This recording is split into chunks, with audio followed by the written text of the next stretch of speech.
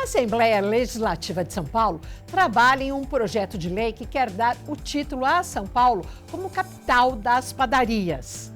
Para falar da importância turística e econômica desse segmento, nós vamos conversar aqui com o Fábio Moreira, diretor do Sampapão, que é o sindicato que representa as panificadoras. Tudo bem? Como vai? Tudo bem, tudo ótimo. Então tá bom. Conta pra gente, qual que é a representatividade hoje das padarias, principalmente na região metropolitana de São Paulo? A representatividade é muito grande, a gente representa cerca de 6 mil padarias na Grande São Paulo. E dentro dessas padarias temos grandes padarias, temos pequenas padarias, padarias gourmets, artesanais, daqueles padeiros individuais, temos mega padarias, temos padarias 24 horas, padarias de todos os gostos. E essas padarias artesanais surgiram principalmente ao longo da pandemia?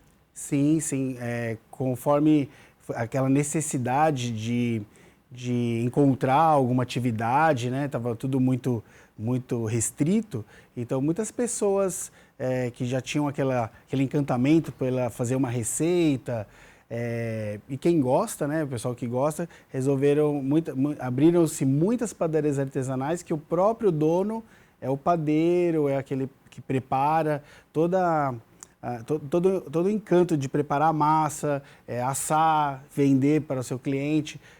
Mais ou menos igual era antigamente, né? Então voltou muito essa ideia de padaria. Agora, Fábio, como é que você vê esse projeto que tramita aqui na Casa do Povo de dar a São Paulo o título de capital das padarias?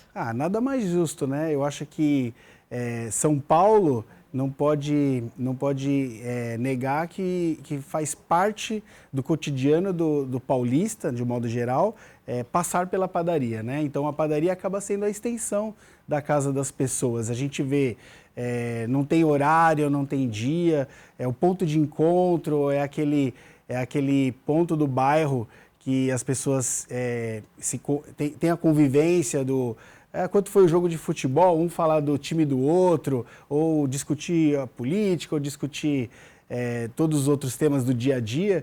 Então a gente sente na padaria realmente a extensão da casa das pessoas, até pela alimentação, né? A gente fala que o pessoal que vai trabalhar fora não quer mais cozinhar, então vai na padaria, passa na padaria que tem alguma coisa gostosa para comer. Em muitas regiões verticalizadas, não só da capital, mas também da Grande São Paulo, a gente tem as padarias que têm bufês de café da manhã, de almoço, da sopa no inverno. Isso, essa tendência foi abraçada pela população e aquele negócio, não tem mais horário, então a padaria desde a hora que abre até a hora que fecha, ela está servindo, de acordo com a necessidade, está servindo o paulistano.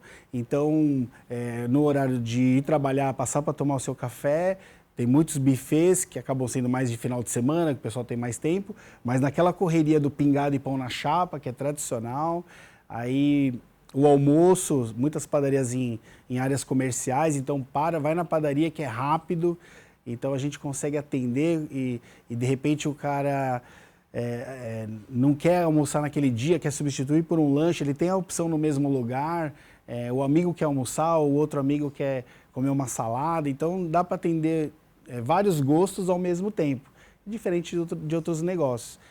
A questão da sopa é uma realidade que entrou dentro das padarias e pegou no gosto de uma tal maneira que quem diria que se venderia sopa dentro eu estou na terceira geração, né, da minha família, e eu falar que pro meu avô, na época dele, que a gente venderia sopa um dia em padaria, é totalmente fora da realidade, assim, para a época, né? E no caso específico da sopa, o movimento é maior para levar para casa ou tomar na padaria? Isso é uma característica de região da padaria. Se for uma região mais comercial, muito para levar. A pessoa sai ali do trabalho, já passa, pega para levar. E já em regiões mais residenciais, as pessoas chegam mais tarde em casa do trabalho, marido e mulher trabalham fora. Vamos até a padaria comer alguma coisa e geralmente nos dias mais frios, a sopa. Atende muito assim, o marido quer um churrasco com queijo, um lanche, a esposa quer uma sopa, a criança quer um salgadinho, então consegue atender as famílias de um modo geral, tudo de uma vez. As padarias trabalham olhando também para esse público mirim? Com certeza. Nosso grande desafio... Inclusive com cardápio separado? A gente tem cardápios especiais, lanches menores, doces mais atraentes, né, que são direcionados para esse público, porque o grande desafio é fazer com que as crianças e os jovens continuem tendo os hábitos de frequentar a padaria. Esse é o nosso desafio do momento, porque as gerações que vêm agora diferentes, as mais novas, são muito diferentes, é muito iFood, muita coisa, não tem muito contato humano, e a padaria tem essa característica do contato humano, né? Então, a troca de gerações é o nosso desafio, continuar sendo atraente até para essas gerações que vêm novas aí para a gente cuidar no futuro, né? Porque a coisa mais gostosa é você, como cliente, ser chegado num local, ser conhecido. Com certeza. E feliz dele que tem o seu pedido já identificado. Com certeza. Peraí, já vou fazer aquele pão na chapa que você gosta desse jeito, daquele jeito, assim, assado. Essa é a nossa característica, né? A gente procurar atender todo mundo e tentar chamar pelo nome, né? A pessoa feliz do empresário que tem esse funcionário na loja. Com certeza. Porque é difícil de segurar. Com certeza. É difícil porque a rotatividade é muito grande, né? A gente acaba tendo esse problema de segurar o trabalhador ali muitos meses. Hoje o pessoal fica um pouco no lugar, já quer procurar um novo desafio, faz parte, né, da cultura atual, né? Isso. Então, assim, eu não vou me prender muito tempo, é a questão do bem-estar. Então, quer procurar novos desafios, quer procurar o crescimento, o acesso à informação é totalmente diferente. Então, as pessoas querem coisas novas. Então, o nosso desafio é ser atrativo para que esses jovens trabalhem com a gente. E você se recorda, e até de ouvir, você disse que está na terceira geração, de produtos que eram servidos e que hoje não são mais? Produtos que foram perdendo eu tenho um exemplo que me veio aqui agora. A gente vendia antigamente muita rosca de torresmo. Aquela rosca grande, redonda, torresminho por cima. E de acordo com... vai passando o tempo, foi um produto que foi ficando para trás. Ainda vendo, por exemplo, na minha padaria ainda vende, mas você percebe que aquele público se senta mais. Então, o público de antigamente não deixa de comprar, mas os jovens já não sentem mais atração por esse tipo de produto. É a questão da saudabilidade que está hoje na moda, o pessoal mais fitness, as pessoas frequentam academias e querem procurar produtos mais saudáveis nesse sentido. O tamanho também, principalmente dos doces, com diminuiu. Certeza, a gente tem o tamanho normal de uma tortinha de morango, mas tem a mini de morango, de limão. É justamente para atender, porque a pessoa fala assim, olha, eu queria um docinho. Só um pequenininho aí, não deixa de comprar. Então, a diminuição dos tamanhos é para a gente não perder essa individualidade. Embora também as famílias diminuíram, né? Muitas pessoas morando sozinhas. Antigamente era normal, 3, 4 filhos, os bolos maiores, principalmente os doces, né? Que eram bem maiores, que era para chegar e compartilhar em casa. Hoje em dia não. Hoje em dia a gente procura direcionar para o individual mesmo, para aquela monoporção que a gente chama, que é aquele negócio, hoje eu mereço, aí a pessoa compra. E o pão francês e o pão integral? O integral é integral mesmo? Vocês são obrigados a ter uma mínima quantidade, como hoje em dia já existe essa legislação no pão de forma, por exemplo, comprado no supermercado? Sim, segue a mesma regra para o pão francês. A gente tem uma quantidade mínima para adicionar de farinha integral na, Qual é essa na quantidade? massa. São 70%. 70%? Isso. E aí a gente precisa atender a legislação dessa forma e os pães integrais são... Porque o pão integral é bem mais caro, né? Com certeza. O francês, acho que outro dia eu estava vendo, não sei se acho que era 22 o quilo, dependendo das padarias, e 29 o integral, alguma coisa assim. É porque a farinha integral é uma farinha mais...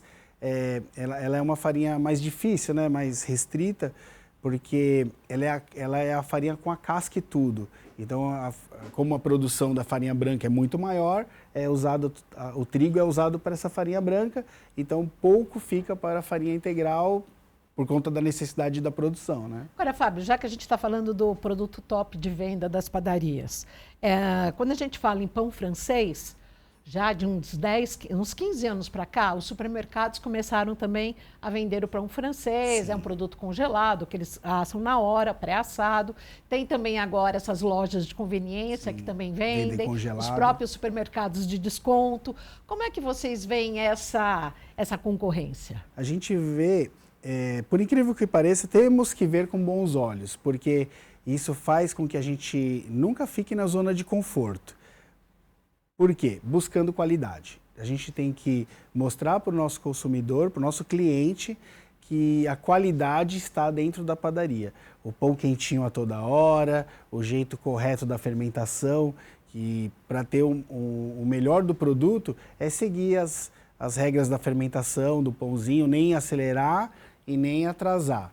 Então a padaria consegue, com o dinamismo e a produção dela, equilibrar isso. Então sempre o pãozinho francês mais gostoso vai ser encontrado dentro da padaria, por conta de que a produção é feita para ser assado a toda hora, diferente do congelado. O congelado segue os mesmos ingredientes, mas pelo motivo de ter estancado a fermentação, ele sofre uma alteração até no sabor, na apresentação dele, na casca.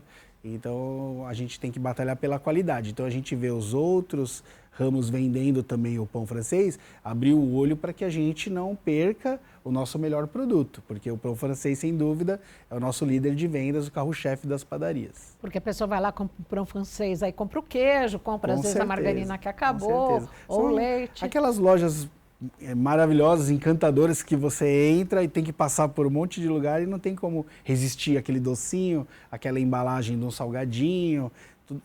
A padaria tem muitas opções que são fabricadas, né? Então acaba atraindo os clientes por conta disso, mas o cliente só vai lá por conta da qualidade do pão, né? E é engraçado que eu gosto de falar que as padarias são os únicos, por conta até de ser a capital das padarias ser São Paulo, porque é o único estabelecimento que as pessoas falam, eu vou na minha padaria. É um lugar para chamar de meu. Os vizinhos, quem frequenta, fala assim, lá na minha padaria o pão é tanto. Tem a padaria da esquina, mas a melhor é a outra. Então quando eu tenho tempo eu vou na outra, eu vou na melhor. E você não vê isso na farmácia, no açougue. Eu não vou na minha farmácia, eu não vou no meu açougue. Então é a característica da padaria que realmente pegou na população, sabe? Em relação a essa questão dos alimentos, o que mais que você poderia trazer para a gente? Você falou que, então, esse pão de torresmo ficou por uma classe muito pequena. Foi se perdendo com o tempo. E dos últimos 10 anos para cá, a gente tem um pão integral, o que mais? Olha, na linha, por exemplo, tinha um pão doce que se vendia muito, e agora caiu bastante a venda, porque o que está na moda hoje são os donuts, o sonho, que o sonho não saiu de moda. Então, mas o sonho é assado. Tem os dois tipos, né? Então, o pessoal já quer o assado, tem a lua de mel, que é meio que parecido, é recheado de creme, já é assado. Mas um que ficou para trás, até por conta do tamanho, porque tudo foi reduzindo, a gente chama da Vanderleia, que é aquele pão doce comprido de coco. Que era o língua de sogra. Isso, língua de sogra ou Vanderleia. Esse é um produto que eu até tenho ainda na minha padaria, igual o rosca de torresmo, mas aí ficou para trás. Antes vendia muito, não tinha muita opção, né?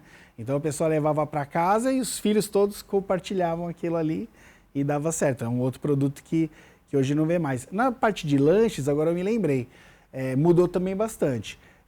Se vendia muito americano, o próprio Bauru saiu um pouquinho, hoje é só o misto quente e os hambúrgueres. Então, o americano, que era um lanche bem tradicional, presunto, queijo, ovo, alface e tomate, também se perdeu um pouquinho. Outro produto que vendia muito nas padarias e reduziu bastante é a vitamina mista. Então, o pessoal chegava lá, uma vitamina, maçã, banana, abacate e mamão. Então, as 4 frutas misturadas ali com leite vendia bastante. Hoje, com a variedade, as padarias pegaram aquele negócio de sucos, muitos sucos, frutas, então é morango com leite, aí mudou muito, né? Antigamente era suco de laranja e vitamina, eram os 2 sucos que vendia muito na padaria, né? E, então mudou, então vários outros, aí se eu for lembrando aqui a gente vai longe. E a mortadela? Tinha gente que gostava muito do sanduíche de mortadela. Não, isso não saiu de moda. Lanche de mortadela é do paulistano também. Paulistano gosta muito, faz parte da cara da cidade, né? Por causa do mercadão, né? O lanche de mortadela. Então isso continua. Na parte de frios, ainda é o frios mais vendido, a mortadela fatiada. A gente vende bastante presunto, vende bastante mussarela, mas a mortadela ainda é o xodó. E em sanduíche, queijo branco? Queijo branco com peito de peru. Pegou uma moda agora também da questão da saudabilidade, né? Não perde para o misto quente, o misto quente ainda é o campeão, mas o peito de peru e com queijo branco ou só o queijo branco também é sucesso também. Substituiu esses lanches mais antigos, né? Americano, Bauru. Agora, Fábio, conta uma coisa pra gente. Como é que o dono de uma padaria, como qualquer outro estabelecimento que lide com alimentos, faz num momento de inflação em alta como vivemos nesse momento? E quando tem um carro-chefe que é o cafezinho que está pelo preço nas alturas. Então, difícil, mas a gente tem que procurar equilibrar. Nós temos muitos produtos dentro da padaria, então a gente... Reduzir a qualidade é a saída? Não, nem pensar, mas a gente procura segurar o máximo possível os aumentos, porque a gente precisa entender que a população não sofre essa inflação no salário. Então a gente, para não perder vendas, diminui margem. Então a nossa conversa... Ou mesmo no pãozinho, quando tem problema com a farinha, exatamente, com o dólar em alta. Segura o máximo possível porque a farinha é dolarizada. Então, do mesmo jeito que sobe, a gente tenta segurar, esperando com que caia novamente, para se tiver que aumentar, no limite dos limites, para que a população sofra o mínimo possível, para não deixar esse cliente ir para outro lugar. Então, as nossas conversas ali entre os donos de padaria são sempre essas. Nem que a gente precise esmagar a margem o máximo possível, diminuir o custo de algum outro lugar, diminuir um funcionário, talvez ali o atendimento fique ali mais apertadinho ali, mas para a gente tentar segurar os preços. De bate-pronto, se você tivesse que falar quantas padarias 24 horas nós temos aqui na capital. Eu me lembro de 2 aqui perto da Paulista. A minha é uma 24 horas. Que bairro? Cidade Líder, Itaquera. E próximo a mim tem uma vizinha que também é 24 horas. Então, assim, é puro chute, tá? Mas eu acredito que a gente tem aí pelo menos uns 10% das padarias sendo 24 horas. E gira movimento de noite e dia? Sim, direto. Você vê, eu vou dar a experiência de estar num bairro, né? Bem bairro, então assim, a gente acaba sendo a válvula de escape daquelas pessoas que estão ali. Só para explicar, para quem não é aqui da capital, Cidade Líder fica no extremo da Zona Leste. Isso, fica em Itaquera, próximo ao estádio do Corinthians. Próximo a Itaquerão, próximo ao estádio do Corinthians. Aqui a região da Avenida Paulista é Centro-Sul, então só para vocês entenderem. Isso aí, então a gente tem muitas padarias famosas, 24 horas aqui na região da Paulista, Bela Paulista. E aí a gente vê que nos bairros também funciona, porque acaba que o quê? Que sendo o centro ali do bairro, para as pessoas que moram mais longe, muitas das vezes trabalham pelo centro, então até chegar em casa de condução, tomar um banho, terminar, já acaba sendo 9 horas da noite, sai 6 do trabalho e as pessoas hoje todas trabalham, as famílias trabalham fora, então acaba que usando a padaria como uma extensão da cozinha. Então vai para jantar. Tanto é que a novela das 9 não é mais às 9, né? Das 8 não é mais às 8, agora é 9, passa das 9. Então a gente vê no horário que é o normal de fechar a padaria, que é 10 horas, esse horário a padaria ainda está cheia, o pessoal está ainda fazendo a sua alimentação. O Big Brother está lá e a gente vê as pessoas ali assistindo o Big Brother, acompanhando. Aí pega vários públicos, esse que voltou do trabalho, o que foi para a balada e está voltando para comer. Exatamente, o que trabalha, não trabalha cedo, trabalha depois, então acaba sendo o shopping center do bairro, sabe? A gente acaba atendendo nesse sentido. E tem telão? Não, tem várias TVs, mas não tem telão. Em dia de jogo, como é que é? Tem briga? Não tem briga. Na verdade, a gente não passa jogos dentro da padaria. Não, já para evitar a gente tem que tomar algumas iniciativas para a gente manter o padrão de das pessoas, né? Porque assim, às vezes as mulheres se incomodam, as crianças, então a gente procura atender todos os públicos. Pessoas que excedem na bebida. Exatamente. Padaria serve bebida alcoólica? Então, a gente não serve bebida alcoólica, mesmo sendo 24 horas, a gente não serve. Então, também uma maneira de estar controlando esse público, porque o público que quer bebida alcoólica, acho que procura um estabelecimento já direcionado para isso. Hoje tem muitas opções muito boas. Então, geralmente, padaria não serve bebida alcoólica, a gente então. tem ali uns 50% de cada. Tem muitos que eu conheço que servem, tem muitos que eu conheço que não servem. Porque é confusão na certa, Com né? certeza. Sim, tem, em alguns casos faz parte ali da alimentação, mas quando é para assistir um jogo, acaba, não digo confusão, mas ali acaba destoando daquele público que vai ali para fazer uma compra ou comer um lanche ali, tomar um suco. Então, a gente, para equilibrar o negócio, a gente tem que fazer, às vezes, controlar algumas vendas para que aquilo fique tudo tranquilo. E quando tem Copa do Mundo e Olimpíada? Aí é Brasil. Aí Brasil tem que ter jogo, porque o que acontece? A gente passa, até porque tem os pessoal trabalhando, tem direito a assistir, mas fica muito legal. Inclusive, tivemos Copa no Brasil em 2014, o estádio foi feito para isso. Então, a gente ali teve uma movimentação muito legal. E o público de Copa do Mundo é diferente, é família, né? Acaba que em dias de jogos, o Brasil tem a característica de o pessoal se reunir, os escritórios, as empresas dispensam. Então, a padaria acaba sendo aquele avalanche de vendas ali antes do jogo, compra tudo, leva para casa e na hora do jogo mesmo fica tudo bem tranquilo. É uma característica. Então a gente acaba assistindo, os funcionários assistem ali entre eles e acabou o jogo, aí o movimento começa de novo. O pessoal vem ou triste ou feliz, mas vem. Você disse que o turnover, que é o rodízio de funcionários, é muito grande no segmento de padarias, assim como é de supermercado. Sempre vai ter vaga. Sim. Por que isso? E se os sindicatos, o Sebrae, dão curso para os iniciantes? Sim. A gente lá no Sampapão temos aí... Eu lembro que o Fundo Social de Solidariedade tinha, né, também cursos. Certo. Lá no Sampapão, no nosso sindicato, que é aqui no centro, tem uma escola de panificação, nosso instituto, e todas as padarias são incentivadas a mandar os colaboradores para estar fazendo reciclagem ou até mesmo os iniciantes, primeiro emprego, para estar fazendo cursos para se aprimorar. E a gente costuma dizer o seguinte, não importa se não é para continuar muito tempo na padaria, mas pelo menos para a gente adequar o mercado. A gente colocando uma mão de obra qualificada no mercado de trabalho, nós vamos estar se ajudando. Então a gente tem esse lema de todas as padarias procurar mandar os funcionários de primeiro emprego, aqueles que já têm uma especialidade, mas procurar cursos de outras áreas dentro da padaria para ir se especializando. E a gente ir cada vez mais melhorando a mão de obra, né? Então a gente tem convênios também com as escolas, a gente as padarias procuram pegar aqueles colégios mais próximos ali, incentivar o pessoal que vem saindo do ensino médio, passar pela padaria, seu primeiro emprego, conhecer. Então a gente faz um trabalho para ajudar a população nesse sentido também de profissionalizar. Eu lembro de uma padaria muito conhecida na região central de São Paulo, que é a Palma de Ouro, que fica em frente à Câmara Municipal. Isso. É a mais antiga em exercício, não? Não. A Palma de Ouro é bem tradicional, mas não é a mais antiga. A mais antiga é próxima. É a padaria Santa Teresa, que fica na Praça João Mendes. Então ela é desde secular, a padaria já, e é uma das primeiras da cidade de São Paulo. Fica próximo, mas nós estamos ali também, o nosso prédio do Sampapão também fica próximo à Assembleia. É comum no segmento ter terceiras e quartas gerações como você? Muito comum.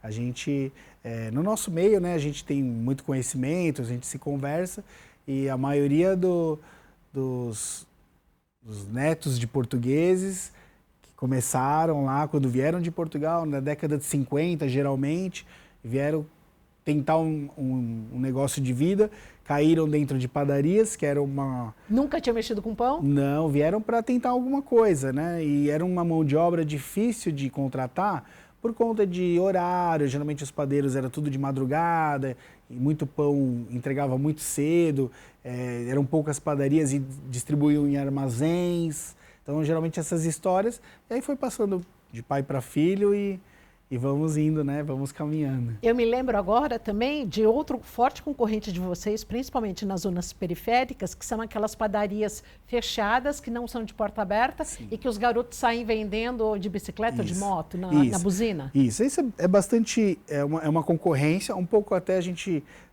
considera um pouco desleal, porque aí sai da... Não paga imposto, sai não da tem regularidade, sanitária. Né? Sai da regularidade, então é uma concorrência meio que desleal, porém, o que acontece? A gente tem um lado que a cultura de consumir o pão está sendo continuada. Muitas das vezes, as entregas são feitas em lugares onde as padarias não conseguem chegar. Então, de repente, se tem alguma coisa que a gente possa ter de visão boa nisso, é cultivar a cultura do consumo do pão francês. A gente falou dos produtos mais vendidos, que são pão francês, pão de queijo. A gente fala do pão na chapa e do pingado, que são nosso casal 20 da padaria, né? E na linha de doces, torta de morango é um produto nosso, né? Torta de morango é de padaria, você não encontra em lugar nenhum. O sonho é um produto tradicionalíssimo. E quais são os produtos de mais alto valor agregado numa padaria? Mais alto valor agregado. Ou de conveniência, uma pilha. O que a gente vai pagar mais caro numa padaria?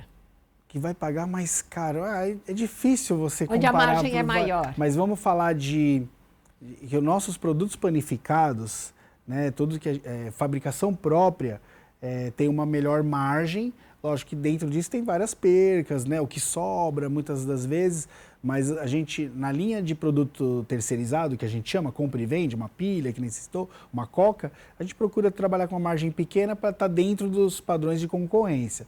E nos produtos panificados, acaba tendo uma margem um pouco maior para a gente poder sustentar nossos negócios. Sim, né? Com certeza. Equilibrar.